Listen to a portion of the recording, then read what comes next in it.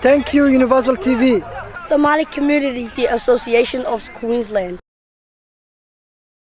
bismillaahi raxmaani raxiim halka waxaan ka salaamayaa dhammaan soomaalida ku nool adduunka dacaladiisa dhammaan waxaan leeyahay ramadaan kariim ilaahay ramadaankiisa kala khayr iyo nabad nagu gaarsiiya halka maanta waxaa loogu qabtay ciyaar ku saabsan ramadaan koob oo ay soo qaban qaabiyeen ama ay soo hagaajiyeen oo soo dhiseen Somali Community Association of Queensland ururka dhalinyarada taasoo ay ugu tala galeen isdhaxgalka iyo habwadaaga bulshada kale ee Queensland degan inay uga qayb galaan Ramadaan koobkana ay ku marti qaadeen dhalinyaro badan iyo bulsho badan oo ka soo qayb gashay ay ku marti qaadeen habdhaqankii iyo qaabka nabadgelyada iyo horumarka ay ula jaan qaadi lahaayeen youth-ka yar ee Somali Community Association Queensland ay u taabagelinayaan horumarka bulshada ayaa maanta halka lagu qabanayaa insha Allah waxaan rajaynaynaa waqtiyada soo socdana mid ka sii fiican la qaban doono waxa kale oo aan rabaa inaan u mahad celiyo sida qiimaha iyo sharafta badan TV-ga ugu qayb qaadanaya Universal TV iyo howladeedana dhamaan waa salaamaya.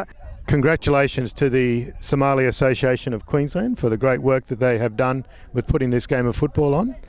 I've seen some great football, which I'm sure the Universal TV have captured.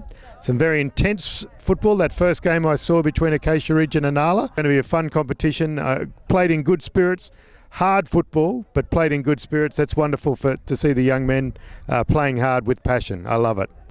waxaa meesha ka aragtaan waa dhalinyarada Soomaaliyeed oo sportska Queensland Brisbane oo maanta u helay Janis Ilaahay amarkiisa dartiis in ay ku dheelaan kubadda cagta waxa weeye tiimam aad u fara badan waxaan ka faa'iideysanaynaa bisha Ramadaan in Ilaahay khayrkeedana siiyo waa bil cibaado mudan dhalinyaradana waxay isku yimaadeen meeshan in ay ka faa'iideystaan Janiska intay meel kale joogi lahaayeen iyo meel kale in sportska caafimaadkooda fitnesskooda ku jira waxaan halkaan isugu nimid maanta bilawnay koob loo yaqaan Ramadan Cup oo sanad walba ka dhaca wadanka Australia gaar ahaan magaalada Brisbane oo ay maanta qaban qaabisay Somali Community Association of Queensland.